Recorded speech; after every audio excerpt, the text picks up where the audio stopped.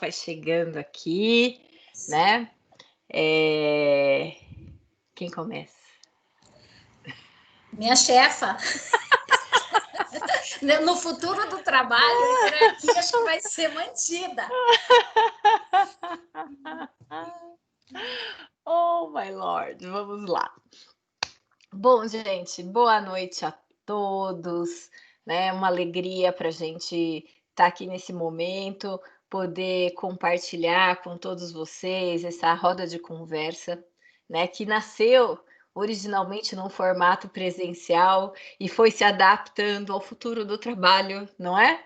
E aí a gente chegou aqui nesse formato remoto, né? Eu quero dar aqui as boas-vindas a todos, né? A gente tem aqui alguns colegas de trabalho, alguns professores, temos alunos, temos candidatos do vestibular, temos o público externo, temos um público bastante diversificado aqui nessa conversa, o que me deixa muito feliz e faz a gente pensar mesmo que esse evento ele está alcançando aquilo que ele foi pensado, né? Assim, que é dialogar com todo mundo, estabelecer aí um relacionamento com todo mundo, né? Meu nome, para quem não me conhece, eu sou a Leila Pellegrino, eu sou professora do curso de administração e atualmente também sou a coordenadora do curso, então, em nome da coordenação, eu quero dar as boas-vindas a todos vocês, quero agradecer aqui a minha colega, né, e amiga, a professora Marineide, que vai conversar com a gente hoje. Quero agradecer a professora Mariana Muniz, que deu todo o suporte, né, para que esse evento acontecesse, né, a todo mundo que de alguma forma contribuiu, seja ajudando na divulgação, seja participando de qualquer uma das etapas que tornou esse processo possível. Então, eu quero muito agradecer a presença de todos vocês e quero aqui passar a bola já para a minha amiga, professora Marineide. Tá. Quem está online aí, quem está com a gente, boa noite a todos. Eu sou a professora Marineide, para os alunos, muito prazer. Eu tenho até a colega de classe, professora Leila, online, Uau. que olha isso. Aí eu fico nervosa, né? E tímida. Então, gente, boa noite para vocês. Eu quero deixar bem claro, a gente fala que isso é uma roda de conversa, então na roda de conversa todos são convidados a conversar conosco. Nosso tema é o futuro do trabalho. E toda vez que eu falo em futuro do trabalho, eu lembro de uma amiga com quem eu trabalhei lá em São Paulo. Trabalhei bastante tempo na área de treinamento e desenvolvimento com ela. E ela falava assim: vivemos em tempos de mudança. E em tempos de mudança, quem não muda, dança. Então, eu falo assim: a gente discutir essa questão do futuro do trabalho é uma. Eu falo que o futuro já é hoje, né? Então, o futuro já chegou e a gente tem que entender que mudar é necessário. E o Mário Sérgio Cortella, ele tem uma frase, ele fala: mudar é necessário, estagnar é perecer. Então, por isso a gente está aqui juntos nesta reflexão para a gente pensar um pouco esse cenário que a gente vive neste momento, as implicações que tudo isso tem para. Então, se o futuro já é hoje, mas esse futuro a gente tem sempre essa visão de que ele está num contínuo de mudança e então é necessária essa reflexão para que a gente minimamente se adapte a esses novos cenários, a gente os repense e eventualmente a gente seja protagonista de alguma contribuição para essa reengenharia ou reinventar desses cenários. E aí eu conversei com a professora Leila, eu estava pensando que quando a gente fala a palavra revolução, né, e a gente quando estuda lá, a professora Mariana sempre fala das fases, a gente estuda em várias disciplinas a questão pelo menos das 4 revoluções mais marcantes que a gente já teve aí, desde a primeira revolução industrial. E aí a gente pensa que cada momento dessas revoluções, ela TAI, Mariana, a gente, em cada um desses momentos historicamente a gente vê que ocorre. Eu sempre dou aula de gestão de pessoas falando que ocorreu um redesenho do modelo de gestão, mas aqui a gente está para dizer que há um redesenho dos modos de trabalho. Então, ao longo desse a gente fala desse futuro, mas a gente está passando pela quarta revolução hoje. E aí, desde o período inicial das revoluções industriais, eu fiquei pensando uma coisa curiosa que a gente vê o que aconteceu foi na primeira revolução industrial houve uma migração. Quem mora em São Paulo sabe como que os bairros se formaram. Os bairros eles foram se formando em torno das grandes indústrias que foram chegando, as pessoas para ter uma mobilidade menor ou ficar mais fácil, e porque elas trabalhavam muitas horas, elas acabaram criando os bairros em torno dessas indústrias. E então isso trouxe na primeira revolução. E hoje o que a gente tem visto é um outro movimento que agora a organização ela veio para dentro da nossa casa. Então, nesse momento da pandemia, a empresa está, o Mackenzie aqui, o Mackenzie aí na sua casa, o Mackenzie na casa da Mariana. Então, a gente vê que essa revolução hoje, ela trouxe as corporações para dentro da nossa casa. E isso tem algumas implicações, né, professora? Isso mesmo. Então, a gente estava aqui nessa conversa, né, sobre essas transformações que ficam em curso nesse momento no mundo do trabalho, né? E quando a gente pensa na questão da pandemia, que é, né, a grande questão para a gente nesse momento, né, é o nosso presente, né? A grande pergunta que fica se a gente já tinha um monte de mudanças que já estavam em curso, né, algumas transformações importantes, né, por conta das transformações, das mudanças tecnológicas, por conta aí de uma série de inovações, né, o que muda pós-pandemia? Né? A primeira coisa importante que eu acho que aparece nesse momento, né, é que aumenta a incerteza, né, de modo generalizado, né, em relação ao futuro do trabalho. Seja porque, né, a pandemia teve uma série de consequências no sentido de transformar o espaço de trabalho, de promover uma recessão global, né, uma recessão numa escala muito expressiva, né, e essas mudanças, na verdade, abriram um caminho para que esse futuro do trabalho, que já estava em curso, se acelerasse ainda mais, né? Então, o futuro, ele chegou até mais rápido do que a gente tinha combinado, né? E com isso, a gente tem alguns desdobramentos importantes, né? O primeiro deles, né, é que se esse futuro do trabalho estava diretamente relacionado a uma transformação tecnológica e a uma adoção tecnológica, né, esse processo ele não só se consolida, mas ele tende a se acelerar em alguns mercados. Né? Então a gente vai ver aí que fenômenos como, né, cloud computing, big data, e-commerce são fenômenos que não só vieram para ficar, mas se tornaram para as organizações, né, prioridades estratégicas. Né? E quem está dizendo isso não sou eu, obviamente, é o Fórum Econômico Mundial que tem estudado essa questão, né, de como é que fica essa nova sociedade de uma maneira muito intensa. Né?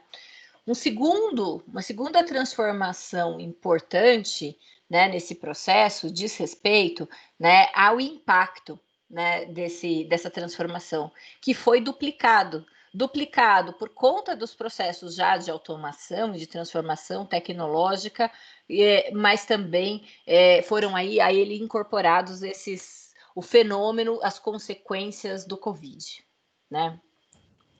Acho que uma coisa que também que a gente precisa destacar nesse processo é que, se a gente observar, né, essa transformação do mundo do trabalho, ela acontece em duas mãos. De um lado, vão sendo destruídos os empregos no formato da Revolução Industrial anterior, né, que a gente pode chamar aqui de formato tradicional do trabalho. né? E a segunda coisa que acontece é o surgimento de novas oportunidades, o surgimento de novas plataformas, né? O surgimento de uma nova forma de trabalhar. Uma coisa que a gente observa importante, né, é que com o fenômeno da pandemia, acelerou-se o processo de destruição daquele formato tradicional num ritmo mais rápido do que a incorporação e a geração de novas oportunidades. Não tem motivo para pânico num primeiro momento, pensando, na verdade, que a expectativa é que nos próximos anos a gente tenha mais novas oportunidades do que as oportunidades que foram destruídas. Mas nesse primeiro momento, isso aumenta a incerteza, isso produz uma zona de tensão muito importante, porque eu tenho um ritmo de destruição daquilo que eu tinha como estabelecido mais rápido do que o ritmo de construção desse novo cenário, né? E isso traz para a gente algumas incertezas adicionais nesse processo, certo? Professora, você quer? Quero. E eu falo que esse dinamismo não tem como, mesmo as pessoas mais qualificadas e frente a esse cenário que é global, a gente já vinha desse ambiente extremamente volátil, incerto, a gente já tem discutido tantas vezes em aula esse mundo VUCA, e aí, frente a tudo isso, então a gente já tem toda essa revolução em curso, a gente tem tudo, a gente se vê diante de uma pandemia, a gente vê um processo de transformação e a gente fala, insegurança é minimamente natural das pessoas a este cenário. E como você diz, algumas profissões, algumas áreas de atuação, elas tendem a terem que ser reinventadas, mas o que a gente tem visto também, de alguma forma, diante dessa insegurança, diante desse cenário que a gente fala que a empresa veio para dentro da casa, uma coisa que a gente avista também são as pessoas com jornadas maiores de trabalho.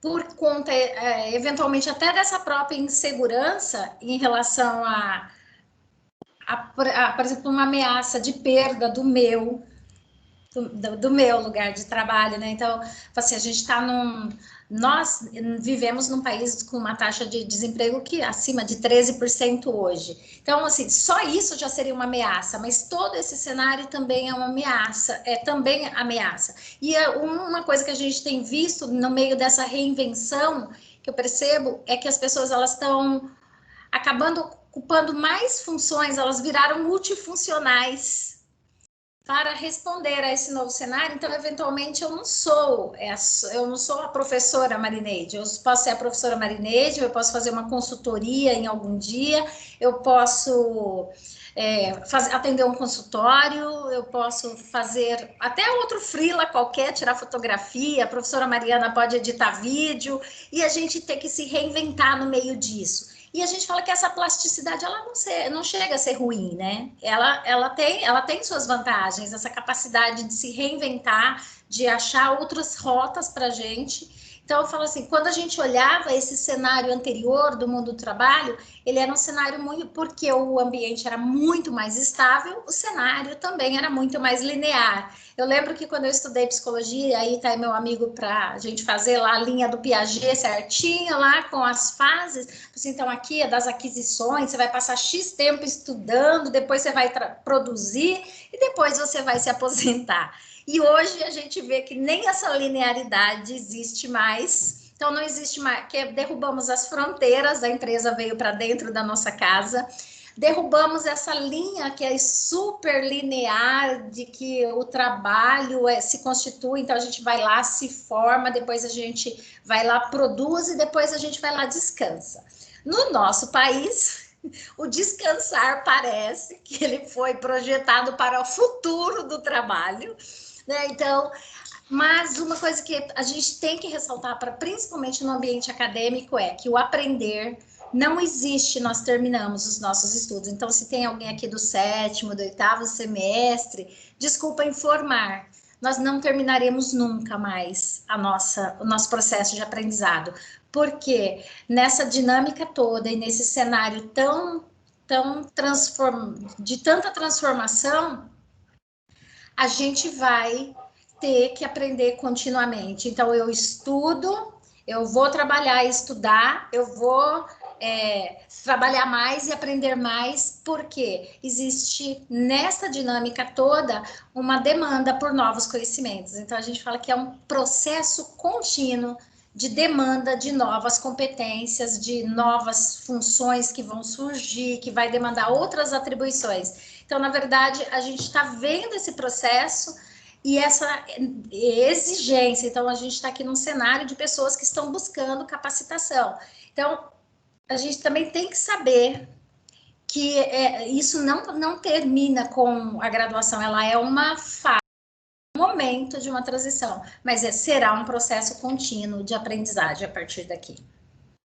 Continue intenso, professora, porque se a gente observar uma outra tendência importante, é que os gaps de competência vão ficar cada vez mais altos, né? E assim, as pessoas vão ter que cada vez mais buscar, né, essas novas competências, essas novas habilidades para poder fazer frente a esses desafios do mercado de trabalho, né? Então, essa é uma questão importante, né?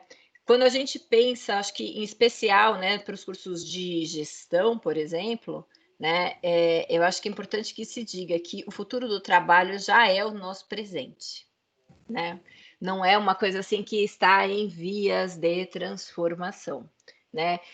Todo esse processo acabou acelerando isso de uma forma tão intensa que não tem uma organização hoje que não tenha gestores, né, que já estejam preparados e organizados para pensar, né, em como é que eu vou transformar esse mundo do trabalho num formato ainda mais digital, como é que eu intensifico essa questão do trabalho remoto, como é que eu melhoro, otimizo esse processo de uma maneira cada vez mais importante. Não é que não vai existir mais trabalho presencial, não é isso, mas eu não vou abrir mão da eficiência que eu ganho, né, e do volume de trabalho que eu acabo ganhando, né, com o recurso mediado por tecnologia, porque eu consigo justamente produzir, né, um volume de trabalho maior, eu consigo fazer isso de uma forma, às vezes, mais eficiente. Então, existem muitos estudos que estão caminhando justamente para mostrar que esse processo é um processo definitivo, né, e que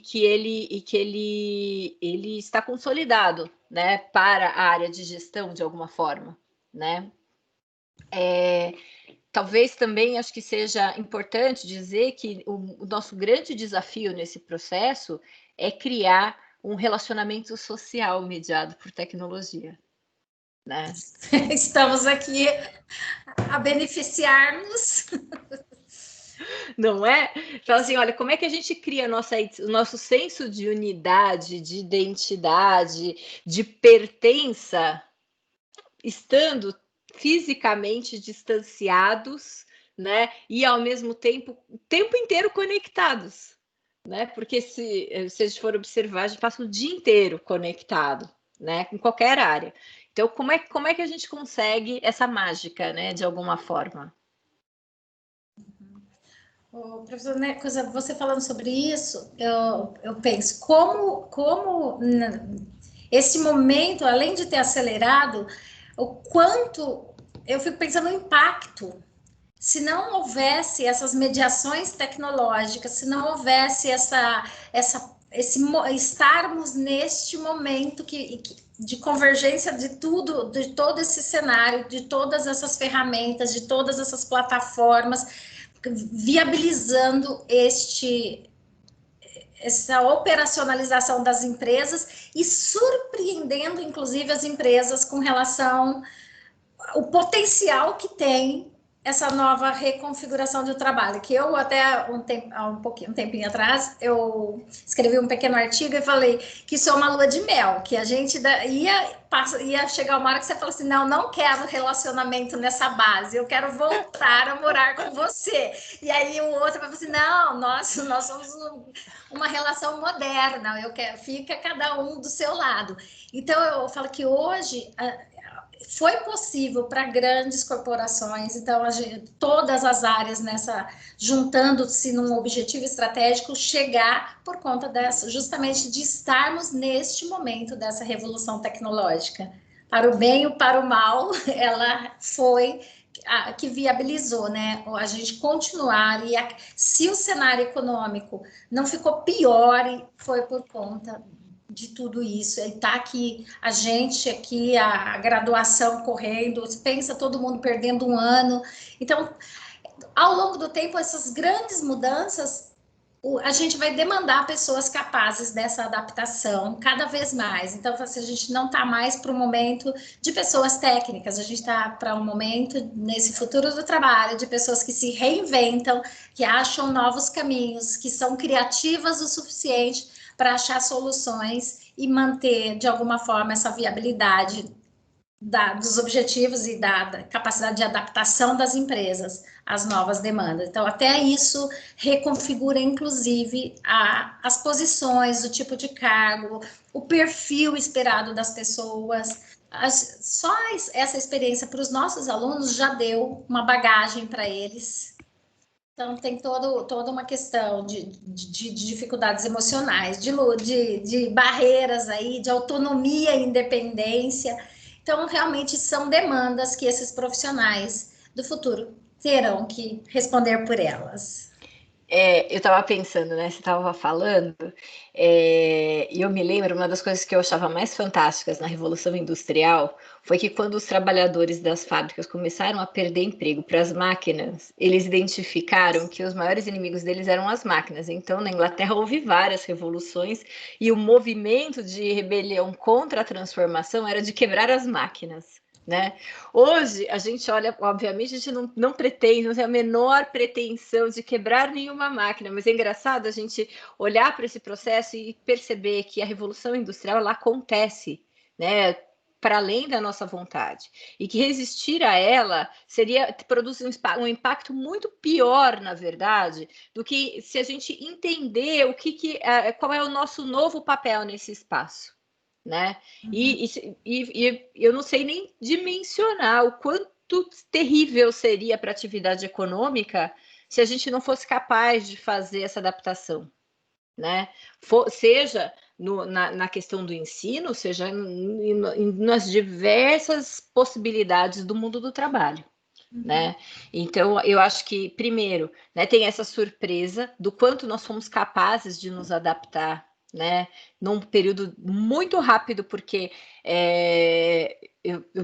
eu sempre me lembro assim que uma semana antes, né, da gente ter que parar com todas as atividades, eu estava justamente vendo um artigo falando assim, olha, por que o home office é tão eficiente, tem tantos estudos e por que as empresas resistem tanto a ele?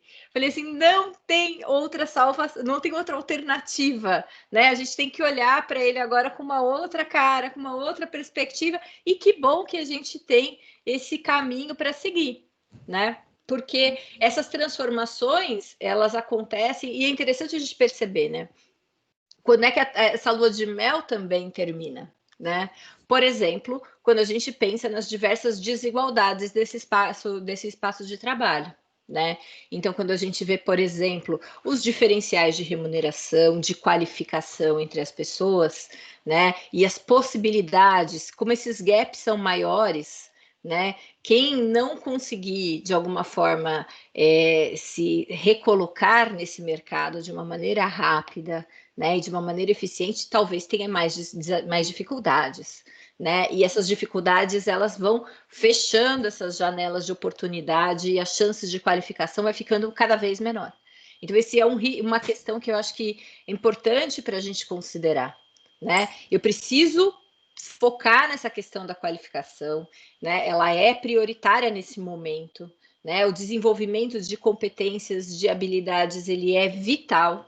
Né? E se eu perder esse momento, talvez eu tenha algumas dificuldades. Né? E é um caminho sem volta, né? Esse da automação, e a gente fala que até com a pandemia a gente viu que, por exemplo, o home office ele é possível para um extrato de trabalhadores que tenham uma mínima qualificação para a utilização de tecnologias, trabalho mediado por tecnologias, e tanto que às vezes quando a gente olha até quem se contaminou mais com o Covid, pessoas que foram obrigadas a se manterem trabalhando em locais físicos, né?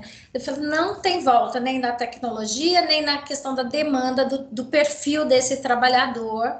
E tem um dado do Fórum Econômico Mundial também sobre a divisão de trabalho por hora gasta e como isso, cada vez mais a máquina ela está ocupando um espaço muito maior do que o trabalho homem em termos de horas. Então, os dados falavam que em 2018 o trabalho do homem era de 71% e da máquina 29%. Depois, em 2022, a previsão é que seja 58%, olha como perdemos espaço, 58% para o homem, 42% para a máquina. E 2025 será 48% para o homem, ou seja, a máquina vai cada vez mais dominar, e a automação ela tá aí, a gente fala machine learning, a gente vai tira postos desde telemarketing, centrais de atendimento, caixa de bancos, pessoas de funções mais repetitivas. A cada vez mais a gente vai olhar e esse número de vagas e esse tipo de oportunidade no mercado ele vai se tornar cada vez mais escasso. E a gente vai substituir. Então, assim, vai ter que transformar de alguma forma ou as competências dessas pessoas ou o tipo de atividade que ela exerce para ela continuar empregada, né? Então, o que predomina nesse caminho? Hoje predomina a engenharia, computação em nuvens. Eu me surpreendi há um tempo atrás que eu fui fazer uns processos seletivos para uma consultoria e você pega, por exemplo, PO, Scrum Master, que são das metodologias ágeis, é quase um unicórnio que você acha no meio da população. Você não acha essas pessoas desempregadas. Elas estão com um valor de mercado altíssimo. Então, assim, a gente tem uma dança de cadeira, inclusive nesse momento, até do tipo de posição ocupada. E que eu acho que até isso, com o tempo, tá aí o professor Luciano, não sei se ele vai concordar com esse cenário, mas eu acho que depois que a gente terminar, inclusive, essa programação desse machine learning, quando as máquinas aprenderem com a máquina, até o engenheiro, de alguma forma, ele vai ficar no prejuízo com relação a isso. Então, há realmente aquilo que a gente começou falando lá no início, da questão da mudança, da adaptação, da busca por aquilo que realmente vai, de alguma forma, ser a demanda. Então, a professora Mariana se anime, mas de acordo com os dados também do Fórum Econômico Mundial, extraído das 20 maiores economias do mundo, as perspectivas de algumas profissões, né, então, de crescimento, inteligência artificial, engenharia, computação em nuvens, pessoa e cultura, por isso, quem é de gestão de pessoas, a máquina não vai substituir esse lado humano, né, então, desenvolvimento de produtos, vendas e marketing, Mariana. Marketing, conteúdo, são pessoa e cultura é uma forma da gente manter o nosso lugar. Não, eu acho essa questão tão forte, né? Que dentro desse mesmo estudo tem uma questão que mostra assim, né? Que as diferenças no mercado de trabalho, elas acontecem, inclusive, no processo de aprendizagem.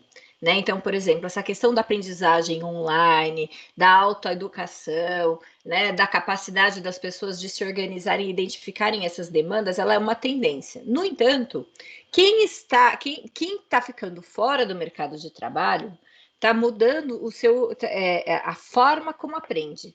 Então, por exemplo, quem não está trabalhando tem procurado mais cursos que que o qualifiquem nesse formato digital. Quem já trabalha, quem está ativo no mercado de trabalho, quem está dentro já, quem está melhor, entre aspas, preparado para enfrentar esse futuro do trabalho, está investindo mais no desenvolvimento de capacidades e competências pessoais, né? Então, assim, tem um gap no formato e no conteúdo aprendido que também reforça esse elemento, né? O que é que a máquina não substitui, né? É a nossa própria condição humana mesmo, né? Quanto mais humano, mais essencial nesse mundo tecnológico, de alguma forma. Sim. Eu até tinha falado isso, eu já tinha pensado sobre esse lugar da questão do humano, que sempre haverá uma demanda por esse lado humano, e por quê? E a gente também tem que olhar, né, nesse cenário todo, que se também nessa dinâmica a gente não fizer alguma forma de adaptação para que as pessoas continuem atuando no mercado de trabalho, alinhadas, a própria empresa ou ela não vai entregar, ou se não houver a entregabilidade, ela não vai vender. Porque se não tem pessoas competentes suficientes para atender esse novo cenário, as empresas elas ficam aquém. Então, eu vejo o papel importante, inclusive, das universidades até nesse alinhamento de estar com esse olhar sobre essas demandas e a gente também se reinventar, todos nós, né, dentro desse cenário, todos nós nos reinventarmos para que a gente também tenha a nossa empregabilidade e a gente tenha também, como profissionais, a capacidade de responder a essas demandas desse novo cenário que a gente tem vivido aí, tá? Então, a gente fala assim, não tem como, nós não aproveitaremos ninguém tirar proveito das tecnologias, são os humanos que vão se aproveitar dela. Não vem, por enquanto, Elon Musk não vai levá-las para Marte e os marcianos ele não vai trazer para cá. Então, quem vai se aproveitar e é em benefício de quem vai ter que tirar proveito disso somos nós. E nós não poderemos perder no meio desse contexto todo essa nossa humanidade. Mas a gente sabe que as empresas elas não podem também zerar o lugar do humano, porque principalmente essas questões competências socioemocionais, elas vão fazer a diferença para as organizações. A criatividade das pessoas, essa contribuição das pessoas, o pensamento crítico, analítico, a capacidade de persuasão, de modificação, resiliência, outras coisas que não as habilidades técnicas vão nos ajudar. E aí manter, inclusive, a nossa empregabilidade frente a esse novo cenário e garantir para a gente alguma parcela de lugar ao sol. Mesmo que não seja o mesmo sol de antigamente, porque também quando a gente olha isso, até isso mudou na configuração do trabalho, né, professora?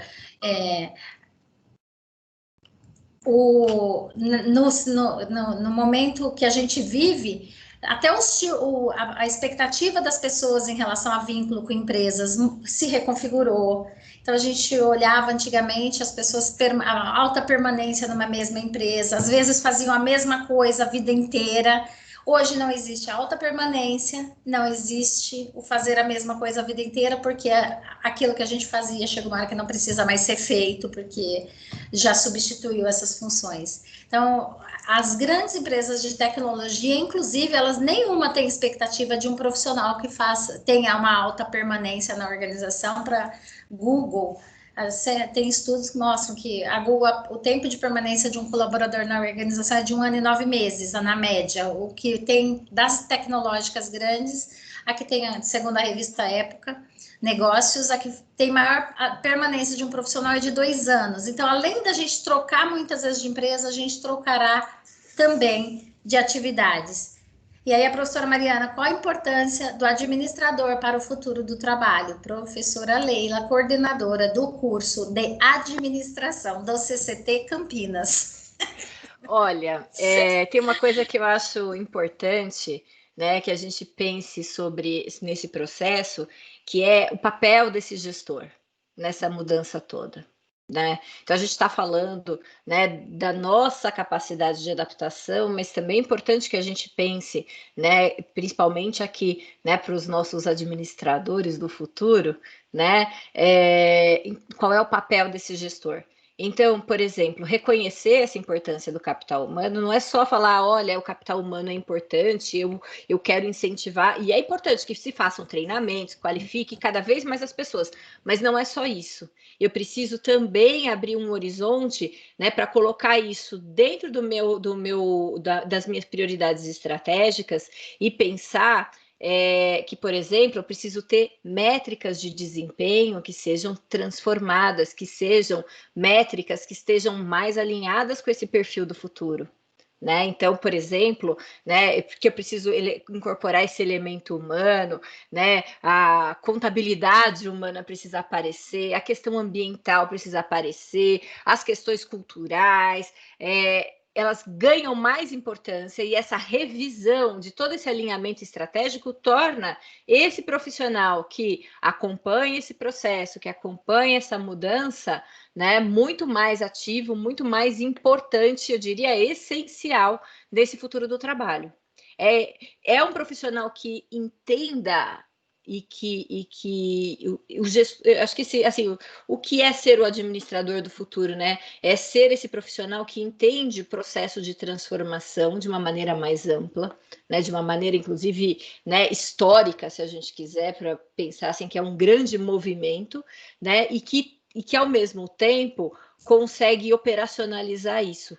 Porque um desafio grande dessa mudança e desse ambiente de incerteza é quem é que vai ajudar a organizar essas relações de produção, porque as pessoas precisam continuar, né, produzindo, consumindo e sobrevivendo ao tempo. Então, alguém precisa fazer esse serviço e esse alguém é esse administrador que consegue falar assim, olha, eu entendo a mudança, eu entendo o processo, eu entendo a transformação, eu entendo o valor da tecnologia e como é que eu incorporo todos esses elementos de modo a garantir que eu tenha uma estrutura de produção, de distribuição e que eu consiga coletivamente produzir um aumento do bem-estar, né? Acho que essa é uma... O Claudinei, que está online, ele está perguntando para você, professora, foi comentado sobre os gaps de competência. Pensando sobre todas as mudanças que o mundo do trabalho vem sofrendo, como você entende esses gaps? Como lidar com essas disparidades? Ao passo que caminhamos com a revolução tecnológica neste momento, centenas de pessoas estão sem energia elétrica. Ou seja, ao mesmo tempo em que não podemos negar a evolução e todas as suas consequências, também não podemos negar os vários atrasos. Como você entende essa disparidade no campo do trabalho e do trabalhador? Uau, eu acho que assim, na verdade, é uma excelente pergunta, porque é uma questão super importante, né? Se a gente pensar nos estudos de ontem e anteontem, na verdade, a gente tem uma constatação de que essas desigualdades, não só no mundo do trabalho, mas as desigualdades sociais nesse processo de transformação, aumentaram consideravelmente. Então, e vão aumentar ainda mais, né? Sinto também dar essa notícia para vocês. Queria dizer que, né, esses problemas iam acabar, mas eles não vão. Por que que eles não vão? Porque a capacidade de organização e de resposta a essas transformações é diferente nos espaços, né? Em função de diversos processos de formação. Então, por exemplo, a professora Marineide falou da importância de se modificar o sistema de educação, né? Então, a gente tem hoje, né, uma sociedade que vai responder melhor, será seguramente aquela em que eu consegui um comprometimento, né, de todos os agentes nesse processo de transformação. Ele não é exclusivamente individual, então não é só o indivíduo que vai buscar a superação dos seus gaps, ela passa pela dimensão pública, porque eu preciso garantir uma infraestrutura necessária, né? Eu preciso garantir que o setor público apoie, né, os seus trabalhadores, não só em tempos de pandemia, mas também em todo esse processo de repensar esse futuro. né? É preciso que as organizações também, né, entendam o seu papel nesse processo de transformação de alguma forma. Então, assim, no meu entendimento, assim, né, a superação desses gaps, ela só será possível se a gente tiver uma tomada de consciência mais ampla de que essas desigualdades, elas não só vão acontecer, como elas vão se estabelecer, e que cada vez mais, né, quem tem menos possibilidades, menos estrutura e menos elementos para dar esse salto, vai ficar de fato para trás. Então, é importante que nós, como sociedade, de uma maneira ampla, pensemos assim, olha, né, o que precisa ser feito? Então, por exemplo, repensar a educação, né, desde a base, no sentido de olhar e falar assim, o que é necessário? Né? Será que é o formato da velha carteira e do GIS, né, que vai garantir que esse profissional desenvolva essas competências do futuro? Quais são as... Né? E é uma coisa que hoje a gente percebe assim, que é uma coisa que precisa ser mudada no currículo da educação básica, né? E que nem os países mais desenvolvidos sabem muito bem como lidar com esse futuro, porque a gente tem muitas questões ainda em curso, né? Então é importante assim que a gente pense as instituições que precisam ser transformadas. É importante que a gente pense que todos os agentes, inclusive o Estado, que durante um tempo foi deixado de lado desse processo, agora ele está sendo chamado, falando, volta aqui que você precisa participar desse processo junto com a sociedade, porque está todo mundo vivenciando isso e a gente precisa desses esteios de alguma forma. Né? Então, eu acho que superar esse atraso vai envolver todos esses elementos de alguma forma. Uhum. Tem um comentário aqui de um convidado 1533, a tendência é cada vez mais que as empresas deverão estar diretamente relacionadas à atuação em projetos socioambientais, que é o tripé, né? A gente vai ter que fazer essa interface e aí essa corresponsabilização porque a gente sempre fala, os cenários eles são propícios quando a economia vai bem, todo mundo ganha. Se a gente tem um país com educação, a gente tem pessoas mais produtivas e que conseguem ajudar. Então ele está falando que a questão da base da pirâmide, né, tá para ralar. O autor. Eu acho que até mais do que isso, né? Hoje a gente tem, por exemplo, tem uma economista inglesa que está super em moda, né? Que é a Kate Howard, e ela tem uma perspectiva que ela vai dizer assim, né? As sociedades não evoluirão para esse futuro se a gente não perceber que a gente tem níveis, um piso do qual ninguém deveria descer, que nenhuma sociedade vai conseguir se desenvolver se não entender que tem um piso, uma necessidade mínima que precisa ser atendida, mas que também precisa entender que tem um teto nesse processo. Ou seja, que, por exemplo, essa questão ambiental, né, que foi citada, né, é o teto do qual também ninguém pode passar, em termos de responsabilidade, em termos de consumo, em termos de uso dos recursos, para que essa sociedade caminhe. Então, se a gente observar esses estudos que estão hoje mais que estão trazendo essa questão, falar assim, olha, tem que ter um equilíbrio entre essas diversas, de representação, inclusive, entre esses diversos agentes, para que a gente consiga chegar no futuro, é como se e todo mundo faz parte do barquinho, né? O barquinho não cruzará o oceano, né? Se estiver faltando peças, né? E essa é uma questão importante, né? E aí, professora, como é que a gente articula isso se a tendência, pelo menos do que eu leio, do que eu vejo, há uma tendência a cada vez mais uma fragilização dos vínculos trabalhistas. Então, as pessoas, por exemplo, nos Estados Unidos, 40% dos trabalhadores já têm vínculos intermitentes, isso é uma tendência de alguma forma mundial, e aí parece que isso de alguma forma também, não sei se isso vai beneficiar quem está na base. Então, não sei. Eu também tenho dúvidas severas em relação a essa capacidade, né? Assim, porque, de um lado, a gente fala assim, a gente pode repensar esses vínculos, mas é muito confortável né? De quem está no alto da sua qualificação profissional, de quem tem uma formação de destaque, que está trabalhando em setores dinâmicos e transformação, falar assim, tudo bem, eu posso ser autônomo, porque o meu novo jeito de organizar o trabalho comporta isso, né? A gente estava, até ontem, engraçado, a gente estava fazendo essa discussão em sala de aula, mas você fala assim, aquele sujeito, né, que não tem um espaço, que já não tem essa qualificação, né, ele não tem como se defender nesse processo. E aí a grande questão vai ser, e eu acho que se a gente observar grandes movimentos da sociedade internacional já estão nos sinalizando isso, né, que a gente precisa retomar o valor das instituições que protegem esse elemento humano no processo de transição. Né? E esse é talvez de uma maneira renovada, é bem verdade. Então eu não posso imaginar que aquele velho estado do bem-estar social, por exemplo, vai dar conta dessa revolução industrial.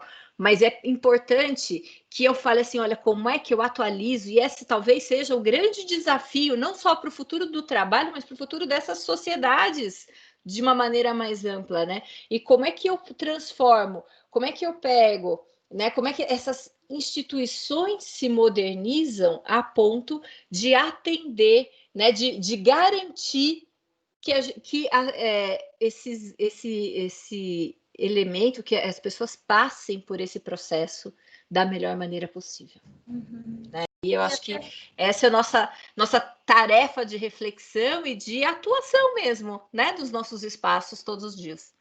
E nesse estado de bem-estar social, a gente tem que sempre lembrar que também tem todo o significado do trabalho para a gente, né?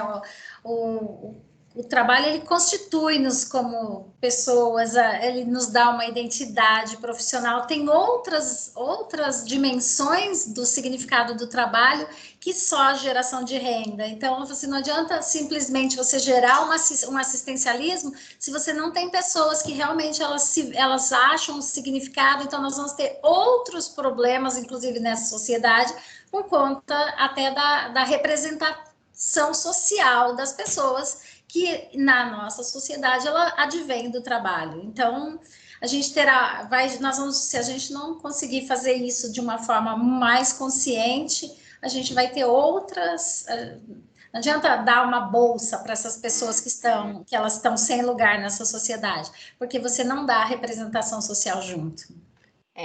O trabalho, na verdade, e essa é a grande questão, né? Talvez é uma discussão que já vem dessa transformação há algum tempo, é justamente o esgotamento da ideia de emprego, né? E a redefinição do espaço do trabalho. Né? Não é uma relação contratual, simplesmente, né? Em que eu tenho lá alguém que vai receber, né, o meu trabalho e vai pagar por ele. Mas é mais do que isso, né? O trabalho, ele tem muito mais a ver com empreender alguma contribuição efetiva para o processo produtivo, né? E aí, eu não estou dizendo que a remuneração não é importante, mas eu quero dizer que eu tenho muitos significados no trabalho que o emprego, da maneira como foi concebido ao longo dos anos, não é capaz de atender. Né? Inclusive, produz uma frustração enorme, porque quando você pensa assim, eu vou fazer um trabalho que eu gosto, ele transcende muito mais, ou um trabalho que me engaje, não precisa nem gostar muito, assim, basta que ele produza esse engajamento nas pessoas. Né? Ele é completamente diferente de uma relação que está formalizada num contrato.